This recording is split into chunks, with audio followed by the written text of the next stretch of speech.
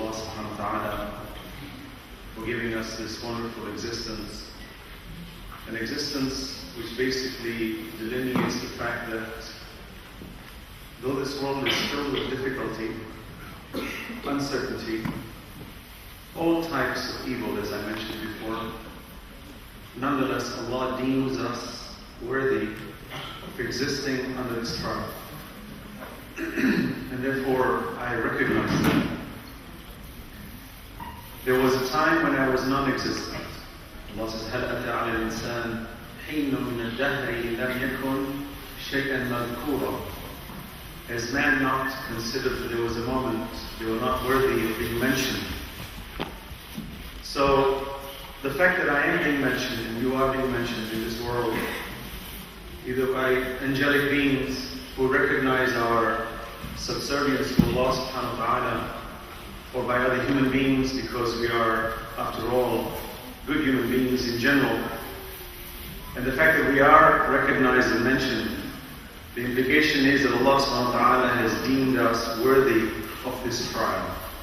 Whether an individual gets rewarded with paradise, which inshallah we hope to be rewarded, or an individual gets rewarded with hell, which is really a punishment, nonetheless Allah considers us worthy of this trial. Because it's like if you were a captain of a team and you took a member of your team and put him on the field and said, go and represent us, at the very fundamental level, the captain does deem this individual worthy of playing the sport, because otherwise you would never let them go forward. And this is Allah subhanahu wa ta'ala at the highest level, having endowed each and every one of us with beauty, with intelligence, with emotions, with connectedness. We are humans that can connect at an emotional level.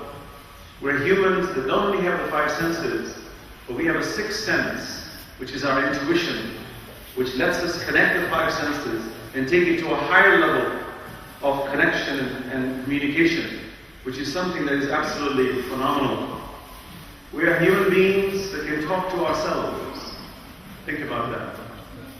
The self is one. It's me, the myself and the I. How do I talk to myself? But I do. I can challenge myself, I argue with myself. I am pleased with myself and I'm angry with myself. How can I do that? That's the mercy of Allah subhanahu wa ta'ala. So Allah subhanahu wa ta'ala is worthy of praise just at this very basic level, which is really the most fundamental level. And when we get together like this and we discuss issues and we talk about ways in which we can improve our lives and become better human beings, we must never forget this fundamental discussion. No matter where it takes us, whether we get into philosophical arguments about the existence or the non-existence of God, or about evil versus good, or about the social problems and about financial issues, health issues, whatever. Let's not lose focus of this fundamental issue of humanity, that we have been blessed to exist. And I've always said that if any one of us ever wants to succeed in this life, if any one of us ever wants to succeed in this life, we have to look at the world positively. We have to. And the intensity of the positivity sometimes has a direct correlation to our understanding the negativity. The intensity of being good sometimes requires us to realize and to recognize evil. And that's where this whole discussion takes us. In our discernment of what is evil and what is good. And how much good should I do? How much good should I be? So that I can succeed this difficult exam, which my Lord has deemed me worthy to take. So it's very important for us, brothers and sisters. Really, it's at the core of our discussion. If you look at all our social problems in the world today, we have lots of social problems. As I mentioned many times in my lecture, substance abuse, child abuse, spousal abuse, monetary abuse of all types. why do all those things take place? Because those individuals who are abusing were either abused and therefore they see the world negatively, and the only way they can get out of it is by redoing or reenacting the very treatment that they got. They say people who usually do that are the ones who received it. And until and unless you and I grab on to the rope of Allah properly, you see, and we hold it, Allah said, hold on, hold on to this rope of Allah, which does not break. Hold it. It's tough. It's full of treachery. It's difficult. The positive being keeps saying, my Lord, you have chosen me to partake this difficult exam. We admire people who take the most difficult tests in life. We admire people who are able to reach number one in any sport. We admire them because we know how difficult it is to get up there. When we see tennis players or football players or any sport player, and when they're number one, we admire them. Why do we admire them? Because it's difficult. If it was easy, we would not look at them with admiration. Don't you agree? Look at the logic. The logic of Allah subhanahu wa ta'ala is being played daily, whether we believe in God or not. That we admire people when they struggle. We admire people when they go through difficulty. We admire them when they pass the difficult exams. And as a matter of fact, we love to see those challenges in life. Yet many of us are disgruntled and saddened by why did Allah create me and why is this world so difficult? That's a contradiction. If we're complaining so much that why did Allah choose me to exist in this world without me being asked to exist, like the atheist who says, if this God is out there, why didn't He ask me to exist? I said, how can He ask you? You didn't exist. How can He ask you? How can a nothing be asked? But that's the irony of man. They want to see the world, and this is a philosophy, believe me, just follow this simple philosophy, brothers and sisters. Believe me, most of our problems in life will be solved. Our understanding of the tragedy of Karbala becomes very simplified. We are able to relate better. It no longer becomes a ritual, it becomes a reality. And the intent in these 10 nights, which is a great blessing of Allah subhanahu wa ta'ala, that we're given the opportunity to impart a critical message every year. The message of Allah about this very basic principle of life. This principle is that look at the world like a glass that is half full. This is the principle of life.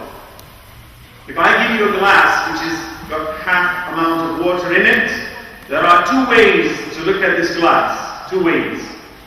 And both are correct in the way you look at it. But one will cause you to spiral and to be a negative. It will cause you to be wretched. It will cause me to be stingy. It will cause me to be a complainer. If I look at it differently, the same glass, exactly the same reality, but my perception of it flips the opposite. I see the world completely differently, and I become generous, gentle, amicable, magnetic, positive, successful, responsible, patient. Every positive quality you and I have already implanted in our souls. I don't have to teach you, or I don't have to teach myself what is patience. It's already implanted in me when Allah says, وَنَفْسٍ وَمَا سَوَّى فَأَلْهَمَهَا فُجُورَهَا وَتَقْوَاهَا قَدْ أَفْلَحَ مَنْ زَكَّاهَا وَقَدْ خَابَ مَنْ دَسَّاهَا. Simple principle in the Quran. Right?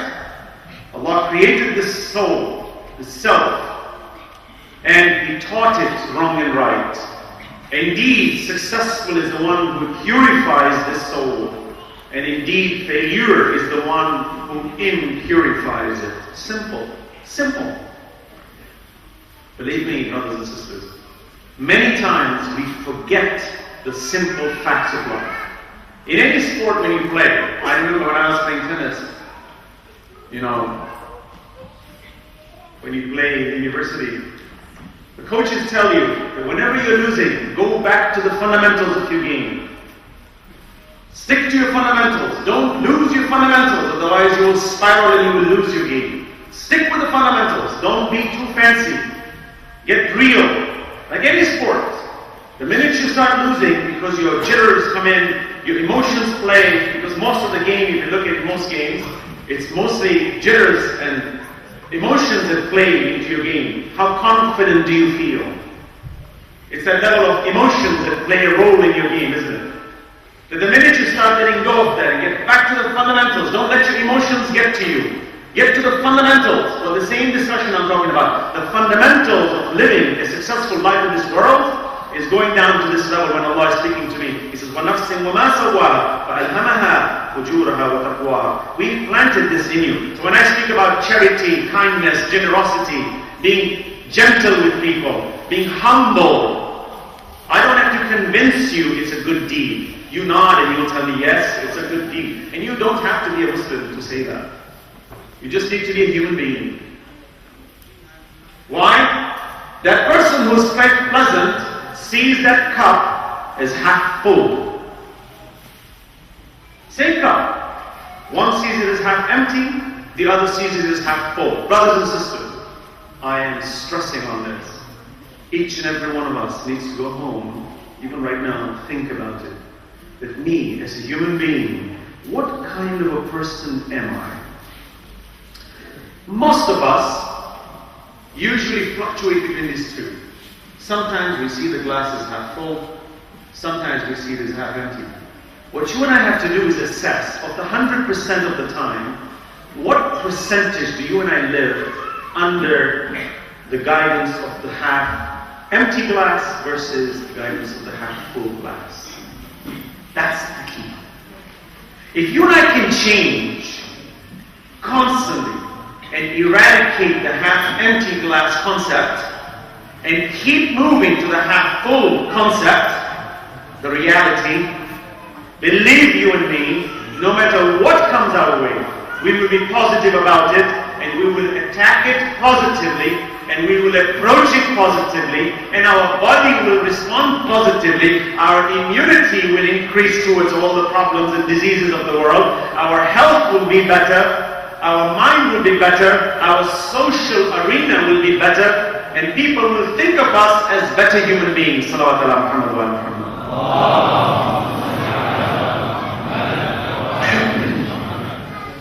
When Allah subhanahu wa ta'ala, for example, I read Surah Rahman, the 31st chapter of the Quran. Allah starts, Bismillah ar-Rahman ar-Rahim, Alif Lam Mim. Tilka ayatul kitab al-Hakim. Hudan wa rahmatan lil muhsinin. الذين يقيمون الصلاة ويؤتون الزكاة وهم بالآخرة هم يوقنون. Look at the start of the chapter of the Quran. Many chapters in the Quran start like this, very positive. It gives me this vision. It's telling me this is what you need to look at to succeed. This is what you want to emulate like. This is what you want to be like. And I must say the following. You know why Allah says this to me? Because this Quran was revealed to all of us. This is the Hidayah. This is the Furqan. Not to the scholars. The Quran was not revealed to only the intelligent ones. The Quran was not revealed to the great scholars. No. It is revealed to all of mankind. It is the Rahmah. It is a mercy for all of mankind. All of mankind. Because the Quran does address the Kafirin. قل يا أيها الكافرون أهل الكتاب قل يا أهل الكتاب إنسان يا أيها الإنسان يا أيها الناس. The Quran is addressing them too. So we know the Quran is for all of mankind. So the Quran, when it's talking to all of mankind and it speaks this way, what is the Quran tacitly implying? It is actually telling me that you have the potential of being this. Otherwise, Quran will not waste its time to tell me. The Quran will not tell me, تِلْكَ آيَاتُ الْكِتَابِ الْحَكِيمِ هُدًى وَرَحْمَةً لِلْمُحْسِنِينَ. Quran will not tell me about the muhsinin, the good doers, that these are verses revealed, these are signs Okay, ayat kitab al-hakim, from a book that is of wisdom, a book of wisdom, meaning these are wise verses. It is not a book that was revealed unnecessarily, but with a plan. And this book of wisdom is teaching me and telling me these are verses from a book that is wise for those who are the good doers. Lil muhsinin. Then Allah tells me, you, all of us, and I'm talking about me, for example, Allah says, you, Hassanain, can be a muhsinin. So I say to myself, how can I be a muhsinin? What do I need to do, my Lord? Allah says, alladina yuqimuna as-salata. They are the ones who keep up their prayers.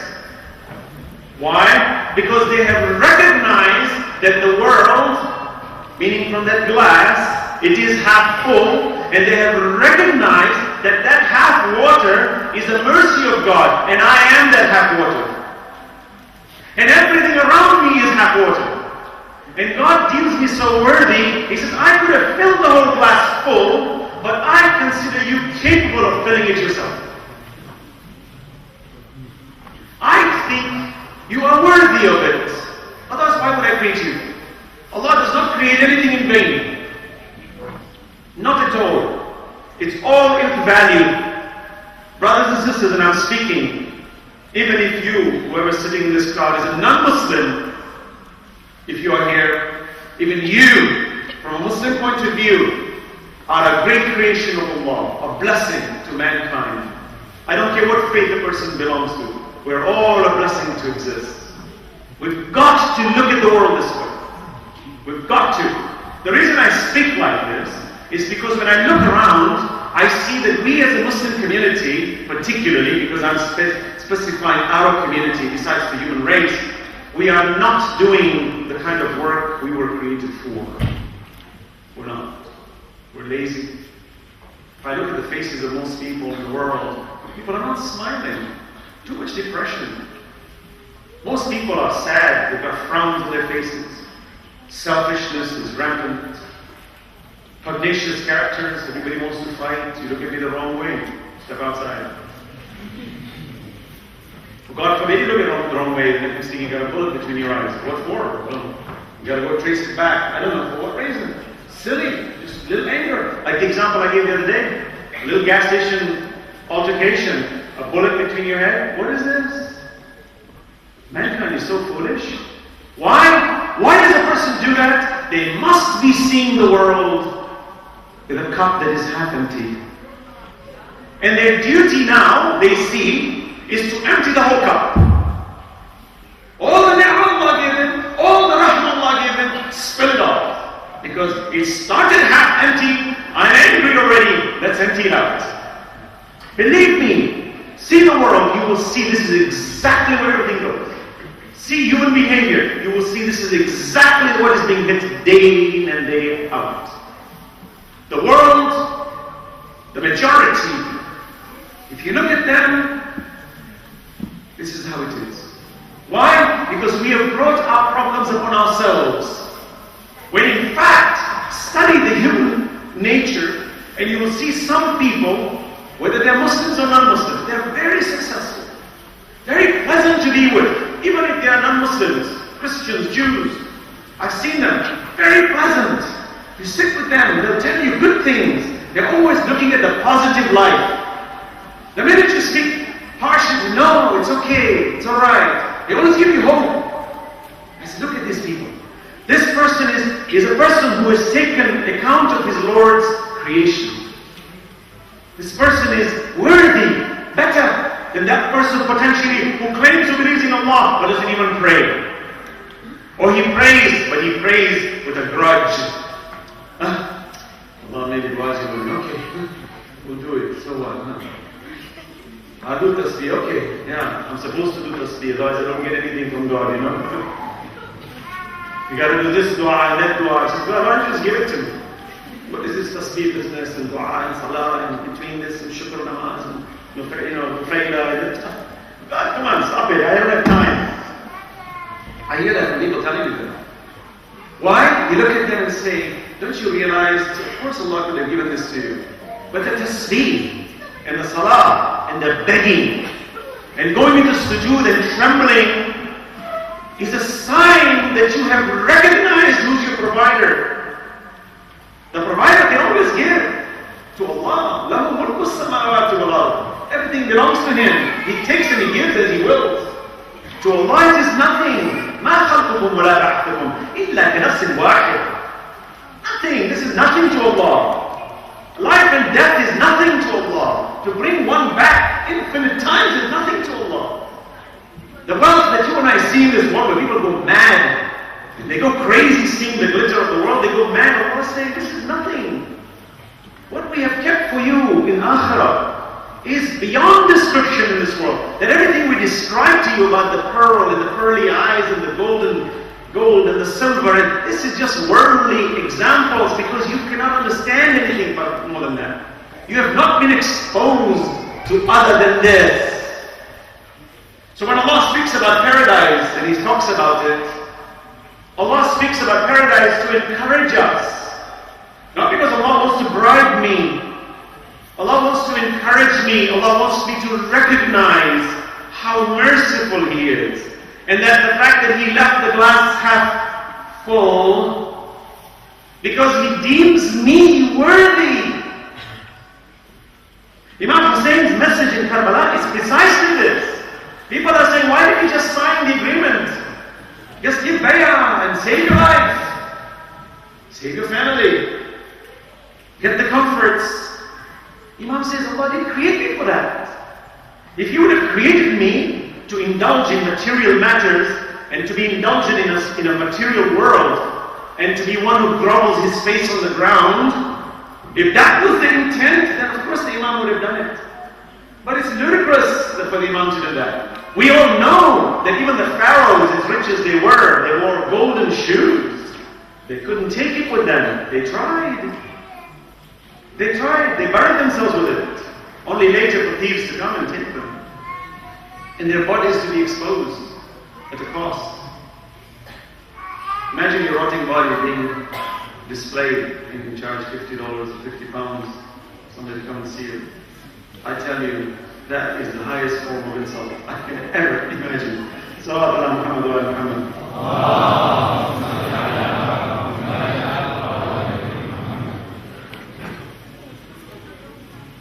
Allah subhanahu wa ta'ala is telling us that this material world is important. And let me get something very straight here, because I don't want anybody to get a misunderstanding. You know, in public delivery, you have to be very careful how and what you say. Because a slight misrepresentation leads somebody to think differently. And then story starts and rumor starts and he meant this and he said that. I know that.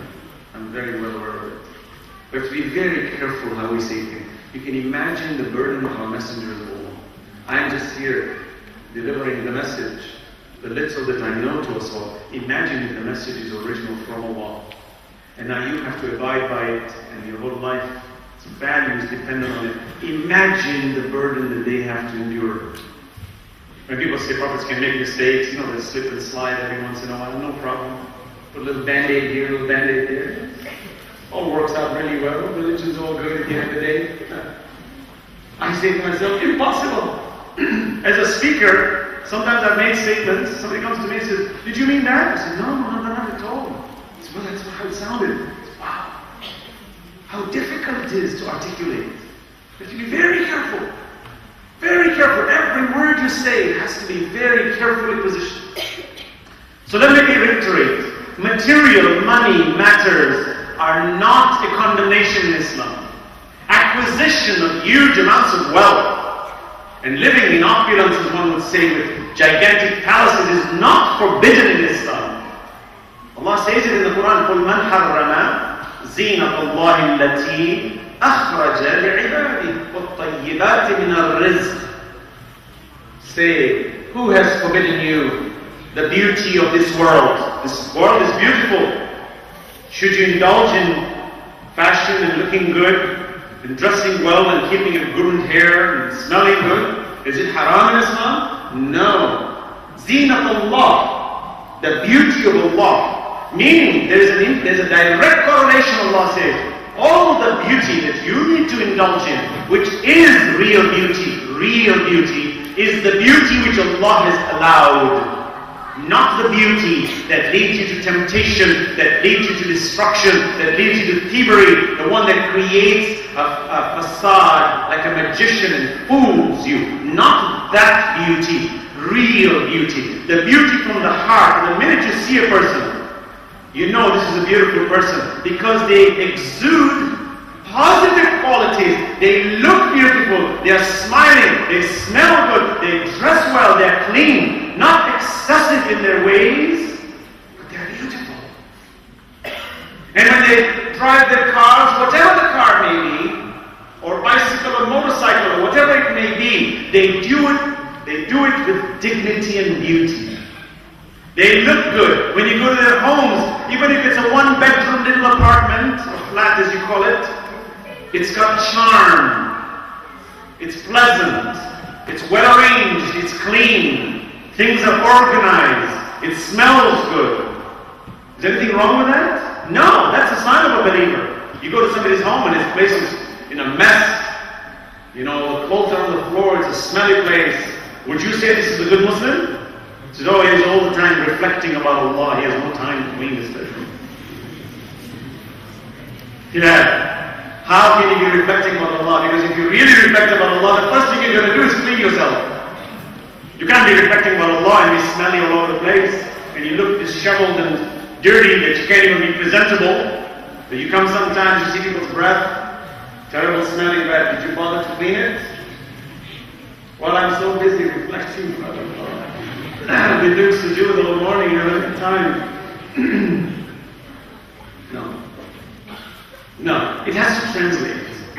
Allah didn't make my religion, sophisticated that you don't where you start to realize religion. It's very pragmatic, it's very grounded. Bottom line, it's got to reflect in your day-to-day activities. It has to reflect with your usage of words. But if I have a vulgar tongue, where my tongue is filled with vulgarity, do you notice some people who live in those very harsh neighborhoods and they live in those harsh lifestyles that every other word is a foul word? Why? Because they're angry. And if they're not angry, you better be angry. Because if you're smiling, I'm going to shoot you. So I have to be angry. It's what we call cultural, social nurturing in our society. We train each other to become beasts. If you look at most of the problems in the world, besides health issues, which sometimes do come as a result of inheritance or other issues, most of our problems, if you want to call it, is self-induced by ourselves and by society. The reason many people don't smile in our community is because socially it's designed that we are so hungry for the material world that we left out the other half, which was the submission and the spiritual submission towards Allah subhanahu wa ta'ala. We left that part. And when we leave that part, we become void. We have a void in our souls and we start getting angry. And the anger leads us to become substance abusers, because it's the only way to satisfy the emotions and give you that quick high, as they call it. You get that good, queasy feeling. You're floating in the air and the world is in your control, right? And don't think that I do this stuff. I don't. But they tell me. Although I do get high in life, with the way Allah has created this world, and I look at this world, I look at you, I am in a state of ecstasy, constant. I'm filled, I'm rejuvenated, I'm constantly driven daily. What can I do to connect with this world? For this is a limited opportunity my Lord has allowed me to invest that which I have to its maximum potential. What can I do that my Lord will be pleased with me, so that when I meet Him on Judgment Day, He will say to me, you did something all right. We have to keep struggling. So when Allah subhanahu wa ta'ala says, هُدًى وَرَحْمَةً لِلْمُحْسِنِينَ الَّذِينَ يُقِيمُونَ الصَّلَاةَ, they keep up their prayers. What it means is they are cognizant of their Lord. Allah says in the Quran, وَلَئِنْ سَأَلْتَهُمْ مَنْ خَلَقَ السَّمَاوَاتِ وَالْأَرْضَ لَيَقُولُنَّ اللَّهُ. قُلِ الْحَمْدُ لِلَّهِ بَلْ أَكْثَرُهُمْ لَا يَعْلَمُونَ. When they are asked, who created this universe? They say, Allah. Who are these people? These are the people who rejected Allah. But they admit, it's like the atheist will tell you, there is no God, but there is something out there that made me. Or the guy who doesn't pray, he says, God made me, but I don't have a religion. The deist, I don't have a religion, but God made me. So they recognize that there is a supreme deity that made him, because his soul tells him it's impossible.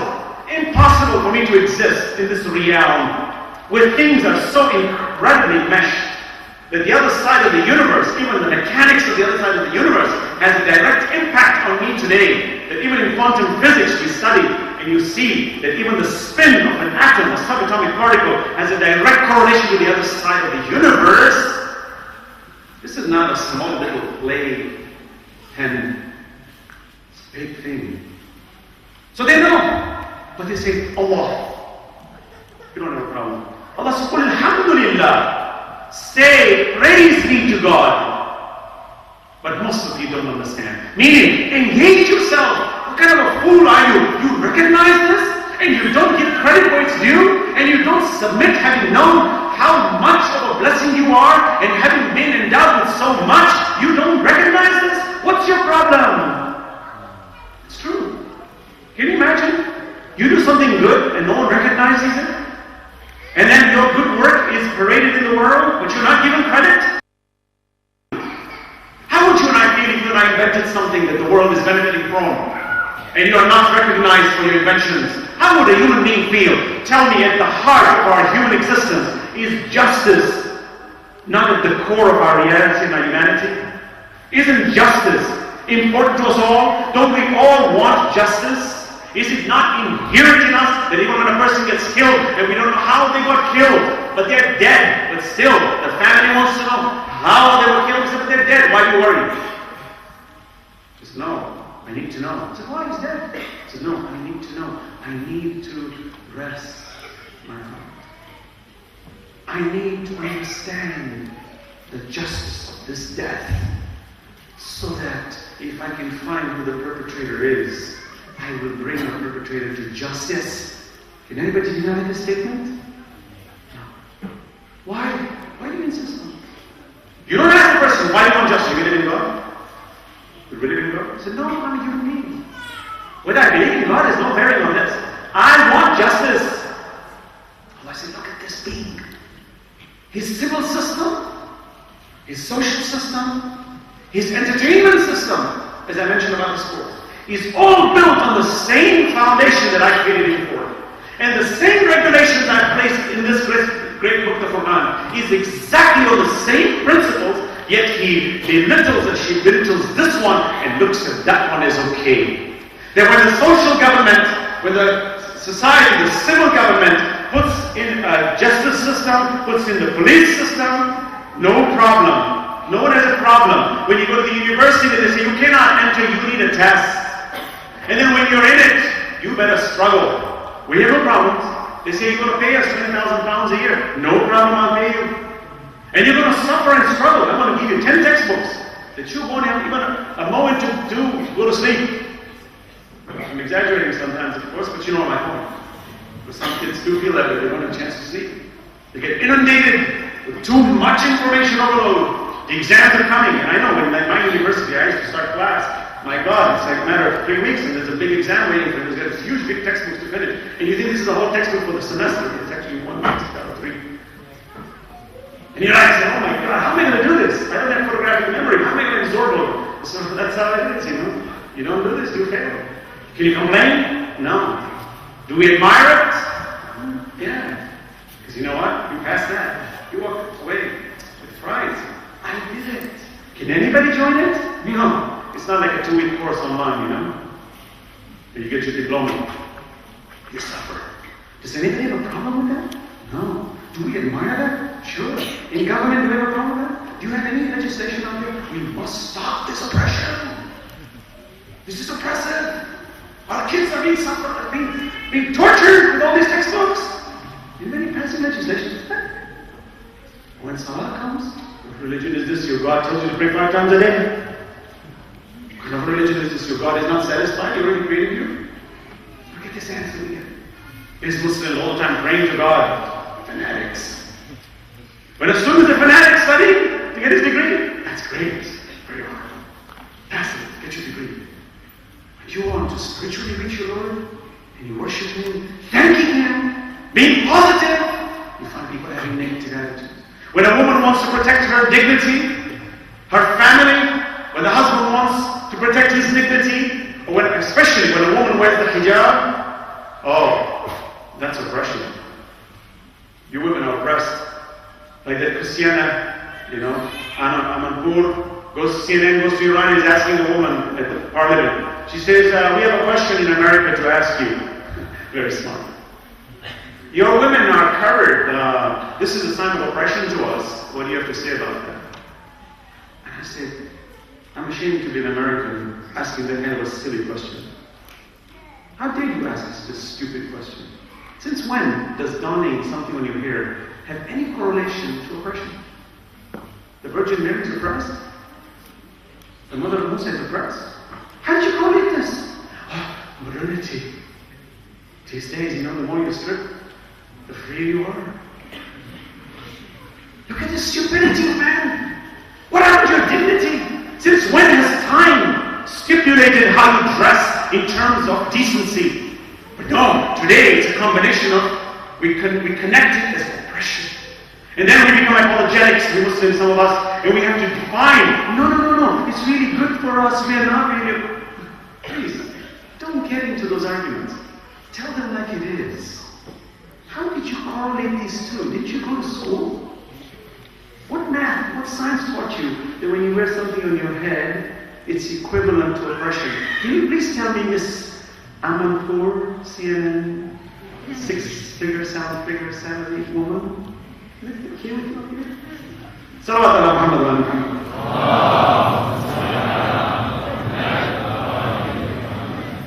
See, I'm being facetious for a reason.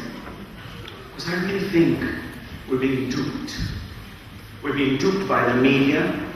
We're being duped by institutions that want to teach us that religion should be seen as a glass that is half empty. We're being duped. Our children come home and they debate with themselves and the others around that in fact what they're being taught about the principles of evolution, which somehow outlandishly alludes to the idea that there is no God. I don't know how this correlation came into play either, but that's another discussion in and of itself. Oh, suddenly you became a scientist. You know how to calculate. I'm having problems with God. You've been taught. Yeah. Why? Because the institutions, the nurturing, our academic institutions, categorically refuse to talk about the Spirit. Why? Because you see that uncharted territory, or because, I have to admit, some religious groups have done a great disservice to mankind, and hence people have a negative taste about religion, and I admit that. Historically too, the most abused name is God, and the most crimes on earth have been committed in many cases under the name of God. I agree with that too, to a certain degree, although I do believe atheists have also butchered a lot of people in our modern century without the name of God. But that's besides the point. The point is that, yes, there is an abuse at all levels. So you and I need to be wise enough to ask that there is a mess out there among foolish people who've got power and they're tossing all types of innuendos against the truth in Allah subhanahu wa ta'ala. Are you and I going to be held, or are you and I going to follow the whimsical decisions of such people? I ask you that question. Are we?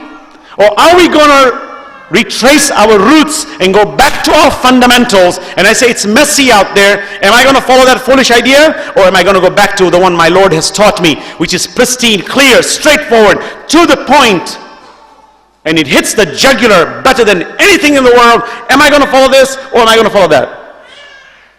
Brothers and sisters, tonight and in all these nights, When Imam Hussain alayhi salam goes to Karbala, it is precisely at this level that he refused to obey the whimsical tossings of leaders such as Yazid ibn Muawiyah,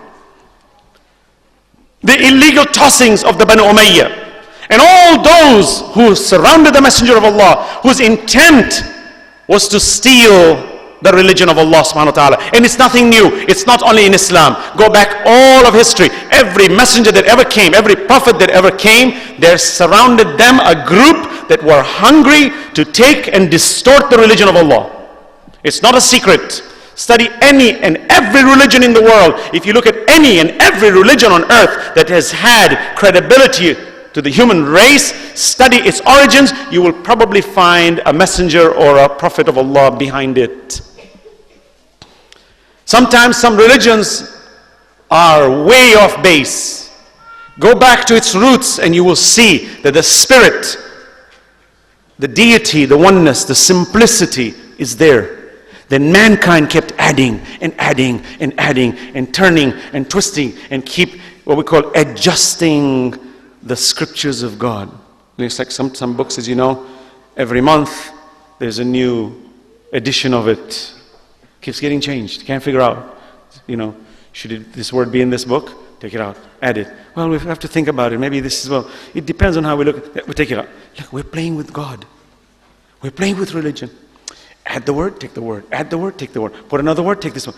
Humans are confused. Why? Religion has been put on your lap. Use it when you want it. Cherry pick the verses you want. Ignore the verses you don't want. Suit your life. Have a good time. Take God in the name of God. Occupy lands. Murder people. Steal, cheat, make haram halal, halal haram. Do it. It's fun. Ultimately, we become our own little gods. This is treacherous. You know when this happens? This happens when the individual sees the world as half empty. To empty out the rest of the glass, they meddle in the religion of Allah. They are not satisfied that they themselves are emptying their souls. No. They need to empty everybody else's soul. It's the only way they feel good. I used to say to Dan Barker, I said, you were an evangelist for 18 years. You abandoned the belief in God. You're angry. I think it would be better for you to be angry with yourself. Don't go around preaching this poison to people. It's a poison, in my opinion, and you're spreading it. It's not a positive message. Now, of course, they would beg to differ what I say. No problem. They have a right to differ. But whenever people do negative things, like, for example, a person who gets involved in politics, and because he's getting good money and his pocket is being lined well, and he's got power, he starts legislating corruption and destruction. We see it all the time. They say power is corrupting. Power is a corruption. If you're not careful, people who are humble and gentle at the moment when they don't have control, and the minute they become powerful, you find they become corrupted very fast. When everybody has to come to them for authority or for permission, suddenly they feel empowered. And then you start seeing them abusing, and they start taking control, and they start abusing children, and they start abusing money and people. You see it all the time. All the time. All my life I observe, I see this happening all the time. I always ask, why is this person like this? Is it in his nature or her nature, or is it something that has been nurtured into this person that has made this person this way? Why do I think this way? Why do I ask such questions? Because I am also a candidate for this kind of mistrust and distrust. I can also be like this person. Allah only knows when power can come to me, or this podium where I stand, and there's this control where I can speak, and media can control it all over the world, how easy it is for me to take it and abuse it, and twist it, and feel good about it because I have control and you cannot touch me. At the end of the day, Allah says, I have allowed you this. I have given you the potential to fill the glass, and I have given you the potential to empty it. What do you want? You decide. You empty it, you lose. قَدْ أَفْلَحَ مَنْ زَكَّاهَا وَقَدْ خَابَ مَنْ دَسَّاهَا. Indeed, successful is the one who purifies it. I use this analogy of purification means fill the glass up. Fill it up. How? Look around you. You see these young brothers and sisters getting lost. You see them hanging out in the wrong places. Why? Most of these kids, if you see them, you know why they hang out in the bad places? Because they're bored, idle-minded. Either the parents don't talk well with them, they don't have good communication lines, or the father and or the mother is not a good role model, and parents don't play a proactive role in nurturing the child, and hence the child is bored, neglected, angry. If you see people who are angry many a times, go back into the roots, and you'll see as a child they were abused, they were not loved. They were not loved. Right here in London, one young boy came and held my hand, my finger.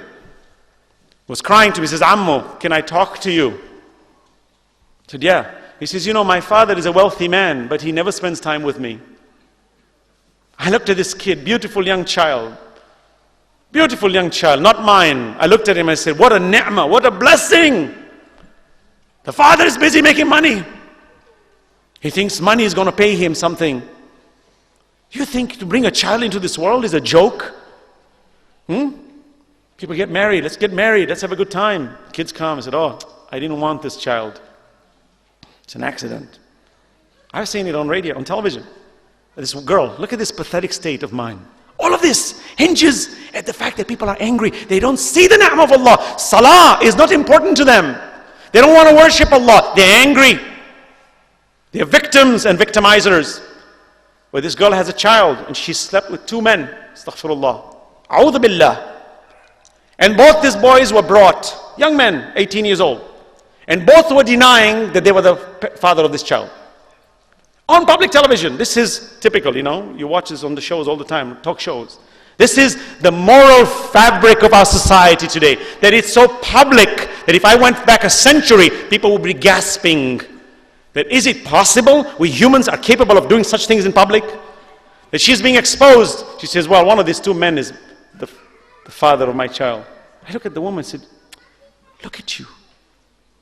You're such a beautiful creation who has stooped so low. Can you get out? I start to think rapidly. In her society, how many potentials does she have where she can be tapped by somebody, a good sister or a good family, to say, come, come. This is not the way to live. This is not the way to have pleasure. This is not the way to indulge as a woman. This is not the way to be a mother. Come, come, come. Do we have those things? Look at the world today. It's vogue to be dating. It's vogue to be fornicating. It's vogue to have illegitimate children. Even great celebrities are having marriages while their wife is delivering a child. And it's vogue because they got big money, big stretch limousines. They live in big homes, glitter. You know, they've got the art of being actors and actresses. So we like them. We lost all our moral conscience, all of it. One of the boys was found by DNA that this was in fact the father. He started crying, complaining. Can you imagine how the child must feel if you ever watch that video 20 years from now? That's my dad. And he cried when I was born. He saw me as an accident. What do you think the child will feel for the rest of his life? If that kid is not going to be some kind of a thug on the street and some criminal somewhere, then the statistics are not real. If you look at statistics, you will see the reason children and adults indulge in criminal activities is because at the heart of the situation, there is irresponsibility, and we don't give the necessary attention with our responsibilities because we're not connected with the lawgiver who is Allah. Who is who? The one who says to me that this is a book with wisdom for those who are the good doers. Who's the good doer? The one who's cognizant and careful. So when that boy is holding my finger, I say to him, look, let's talk about this. Your father is a rich man. He can buy you a big car. You'll inherit a lot of money. Some of us say, I wish my dad was a rich man, you know. You see some guy coming in a big fancy car, he said, oh man, I wish I had that money. Please, don't fool yourself. If you really thought that pleasure and happiness is equivalent to the amount of money you have, you'd be surprised to know that the most devastated people, people who are the most sad sometimes are those who've got too much wealth. And Allah mentions in the Quran, don't deem that when I've given those disbelievers wealth, that I have favored them. Oh no, I give them more to punish them more. It's not wealth. It's sincerity, purity, closeness, reality. You could be in a hut, but when there's love, there's reality, there's sincerity, that's critical. Now, if you have $1 million or $1 billion, go for it, no problem. But you never let the money affect your quality of who you are. That's the kind of a person who needs to be. So this child says to me, Ammu, I know what you mean. Look at the child, it's only 10 years old. He says, I know what you mean, but I'm not convinced. I said, why not? He says, because my father's love to me is more important than all the money he can give me. What will he give me? What, he'll buy me toys? He'll buy me a car? I don't need that. That's why I love children. I love to spend time with children because they are real. They are sincere. They are grounded. They're to the point. They don't beat around the bush. They tell you like it is. And you look at him and say, wow, Allah is saying to me, you tomorrow may become a father. Understand your responsibility. That this is very important. Recognize this mercy and gift and give it where it is. And give this time properly. And if you don't, you will be failing your duty. So we need to talk about marriage relations and how we need to find our spouses and how spouses should be prepared, future spouses, and what our responsibilities are after we become married and what our responsibilities are when our children are born. What responsibilities do we have? You find most destruction in the family is that when men and women get married and they have children, their love for this world when they were living as teenagers has so much got them glued in that past world, they can't give it up. And they are so glued to that lifestyle, living in the past, that they ignore the present because they want to relive the pleasures and the happiness that they had when they were teenagers, which was nothing but foolishness. Because when they indulged in those pleasures, it wasn't pleasures that was truly the kind of pleasure. They were fooled by its glitter. Allah says, يَا أَيُّهَا النَّاسُ اتَّقُوا رَبَّكُمْ وَاخْشَوْا يَوْمًا لَا يَجْزِي وَالِدٌ عَنْ وَلَدِهِ وَلَا مَوْلُودٌ هُوَ جَازٍ عَنْ وَالِدِهِ شَيْئًا إِنَّ وَعْدَ اللَّهِ حَقٌّ فَلَا تَغُرَّنَّكُمُ الْحَيَاةُ الدُّنْيَا وَلَا يَغُرَّنَّكُمْ بِاللَّهِ الْغَرُورُ. Subhanallah, what a verse. Same, Surah Luqman, one of the last verses. It says, O mankind, يَا أَيُّهَا النَّاسُ اتَّقُوا, watch out on that day. See, you have liability. We have liability. I'm concluding, brothers and sisters, tonight. We have a liability. Our liability is Allah subhanahu wa ta'ala is going to hold us liable. If you and I, brothers, want to see this glass as half full, I want to conclude as an important point. We must keep our salah. We must give zakat. Zakat is a general term used in the Quran. It means charity. Khums, we, the lovers of Alulbayt, give khums, 20%. That is a form of zakat. It is a zakat. It's just a percentage within the zakat. There are different types of zakats. It is a zakat. It is a charity. Allah subhanahu wa ta'ala is also talking about zakat of the type that you give without obligation. The type that you give because you want to contribute to the well-being of society. Because you see the glass is half full and you want to fill it.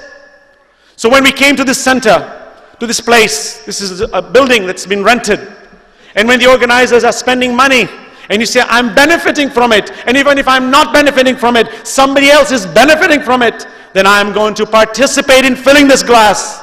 And I'm going to give 2 pence or $2 or 2 pounds or 2,000 pounds or whatever, because I want to fill it. You hear that there's an orphan somewhere out there. How much does he need? You verified, you validate that this orphan is indeed in need. You give it. You find a poor person out there who needs to go to school and he needs 1,000 pounds and you can contribute 1 pound. You give it. Because you want to fill the glass. You want to keep giving. Why? Because Allah says, الَّذِينَ يُنْفِقُونَ فِي السَّرَّاءِ وَالضَّرَّاءِ. They give in good times and in bad times. Why? Because they want to fill the glass. Their kind words, قَوْلٌ مَعْرُوفٌ وَمَغْفِرَةٌ خَيْرٌ مِّن صَدَقَةٍ يَتْبَعُ عَدًا. Kind speech and forgiveness is better than charity followed by injury. Meaning Allah is saying, my kind speech is also charity. When I meet a person, I say, Assalamu alaikum, it's so pleasant, it's so nice to meet you. You look so good today. I'm happy to see you. You put a smile, that's charity. I'm filling the glass. This is the message of Imam Hussain alayhi salam, brothers and sisters. That Allah subhanahu wa ta'ala has blessed us with much. I will talk about our parental issues and our family problems and our social problems and all this sadness that exists in our community. When I come to some communities, you find people are cold-hearted, not even smiling. They'll sit, they won't even greet the one sitting next to them. This has to go. Lovers of Ahlul Bayt universally are known by Allah's grace to be very pleasant. Let me give you an example. And I want us to be like that. You know, the Aramco, Arab American Oil Company. I'll conclude in a few minutes. Arab American Oil Company. You find that they had a meeting on how to spot a Shia in Saudi Arabia. Subhanallah, it's a true story. Personally told. The man who was behind it, who was there, was an Indian fellow. He was a lover of Ahlul Bayt also. But he's very dark skinned, so he appears like a South Indian. They figured this guy's not a Muslim. And they did a whole presentation on, they're telling the Americans how to spot a Shia in Saudi Arabia. And I smile at this, because that shows the quality we have. And sometimes when we grow up in these communities, in societies where money and making the ends meet makes us very, very edgy, well, give it up. Sure, making your ends meet is important, but don't give up the true nature of a believer, the smiling, positive character. Money is going to go. Everything is going to go. Be pleasant. One thing, Shia always says Assalamu alaikum to you. If you say Assalamu alaikum to him, he says alaikum salam. If you're ever stuck on the highway, no one will pick you up, but a Shia will. And there were 10 things he mentioned to me. He says every one of them was a positive quality. Pleasant, amicable, magnetic, pleasant, sweet. And then he's smiling. He says, and in the end, watch out for them.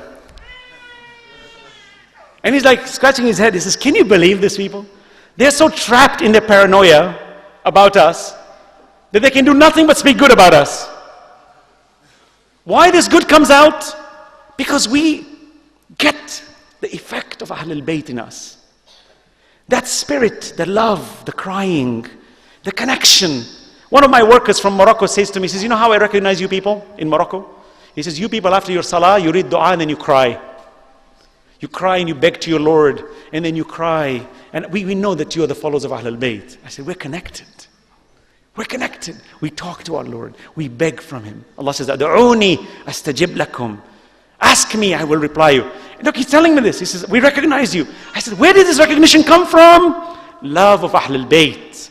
It's so positive. It's such a positive spirit. Believe me, if you and I put our hands into it and we follow the way Ahlul Bayt was intended to be followed, these cups would be filling up so fast that you and I would be recipients of greatness in this society, and our children would not be suffering, and our education system wouldn't be so bad, and our buildings would be bigger, and we wouldn't have to rent these places. We would be owning great facilities, and we would be representing Islam properly on the front lines, and we would go to academia and stop all the nonsense that is being perpetrated against us, and we would stop all the textbooks from maligning our religion. But we're not doing our job because we haven't put our finger into Ahlul Bayt properly the way we should be, brothers and sisters. And I point that finger to myself too. And that's why I say that in these nights, I hope we can energize each other to become positive, to fill this cup properly, like the way Imam Hussain alayhi salam in Karbala, when he gave the opportunity to some people, he says, come and join me and let us rise against oppression. This oppressor wants to kill the spirit of humanity, wants to kill the religion of God, wants to destroy the very avenue of Sirat al-Mustaqim. When we say, Ihdina Sirat al-Mustaqim, Sirat al-Ladina an'amta alayhim, guide us on the right path, the path among those that you have chosen. Who are these people? The messengers of Allah and the Ahlul Bayt. These are an'amta alayhim. We need to follow them. You find a great companion by the name of Habib ibn Madahir. He was a companion of Imam Ali alayhi salam. He was of the quality of Maytham at-Tammar. Maytham, a close companion of Amir al-Mu'mineen Ali ibn Abi Talib alayhi salam. I cry when I think about Maytham, because Maytham was such a good man. He's known as at-Tammar because he used to sell dates.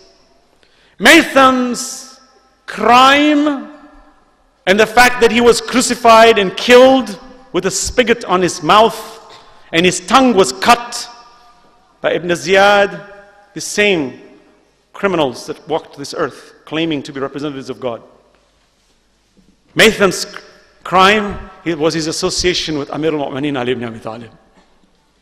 He was a friend of Ali ibn Abi Talib. That pinches my heart. And it tells me that if an honest man, a just man, can be killed for that reason, then yeah, we are lovers of Ali ibn Abi Talib. And we're going to prove to you that we have the strength, and we will maintain that strength. No one will break us. They're trying to break us, but they can't. We're too blessed. Well, Habib ibn Madahir was on that circle. That he was in Kufa.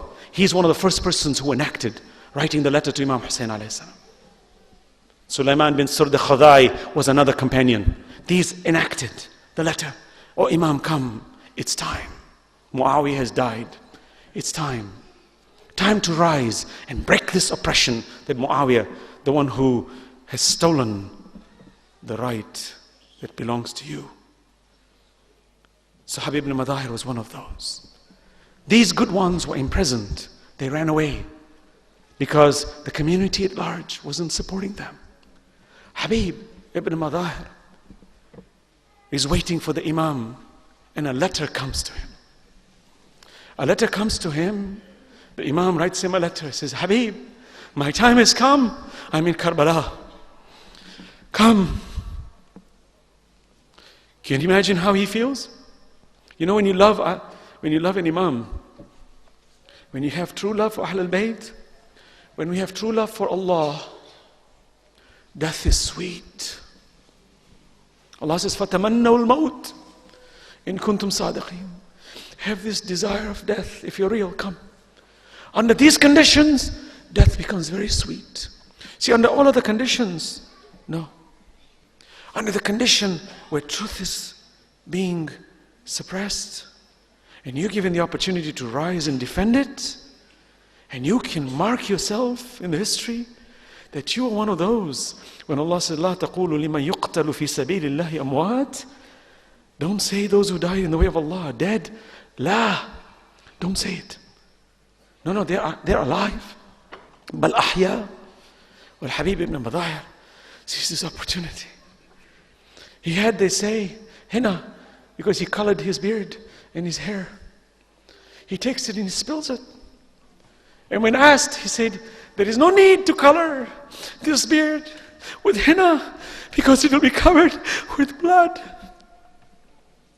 Habib ibn Madahir tried to get the Banu Asad, 500 members of the army in Kufa, to rise and go with him. When Ibn Ziyad heard about it, Umar ibn Sa'd actually, he countered and he blocked that movement. But Habib escaped. They say he escaped with his servant and he left and he enters Karbala. And he's with the Imam in all the difficult days while he's waiting. And on the day of Ashura, when the battle began, Habib was such a valiant fighter. He was not a young man. Was such a valiant fighter. He was the commander of the left wing of Imam Hussein. There were 3 wings that were controlled. Habib ibn Madahir, Abbas alayhi salam, and Zuhair ibn Qayn. 3 wings. Can you imagine an army of less than 100? You have wings? Subhanallah. That's the determination. Why? Because they saw that glass is half full. And they took every second, every moment to fill it. That while the enemy was taunting them, they were smiling. They said, we can't wait to meet our death. We can't wait to dislodge you and for me to be dislodged so that I can go in front of my messenger and tell him that I fulfilled my obligation. It's beautiful. Habib ibn Madahir goes forward after permitting himself with Imam Hussein. He fights. There's a man by the name of Ibn Tamim who Habib had an altercation with before.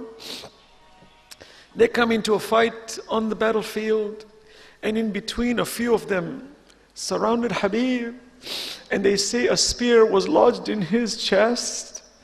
And then this Ibn Tamim comes and strikes the sword on his head, and Habib ibn Madahir is taken away from this world. Inna lillahi wa inna ilayhi raji'un. Ridam bi qada'i wa tasliman li amri ala la'natullahi ala al-qawmi al-zalimin. Brothers and sisters, Latmiya is going to be recited. Yesterday I noticed, with due respect, we are lovers of Alulbayt. I demand to myself and to you that our character and our akhlaq should be impeccable. We have no excuse. When Latmiya is recited here, I notice it's very noisy. It's disrespectful. If there are people who want to show their respect for the Shahada of Imam Hussein, and you must talk, please go outside. It's logical. Let's not disturb the reciters. Yesterday when the reciters were reading, I felt a pain for them. They prepared this thing. They were reciting with a beautiful voice. How would you feel? How would you and I feel if we prepared a presentation and we're reciting and half the crowd is not listening to you? How would you feel? What do you think Allah feels? What do you think the Imam feels? I'm begging this from us all, that please, without condemnation, let us show this good akhlaq, that if there's a non-Muslim in this group, if there's a non-lover of Ahlul Bayt in this group, let them go home saying that, wow, I met the best people in the world. Salawat ala Muhammad wa ala Muhammad.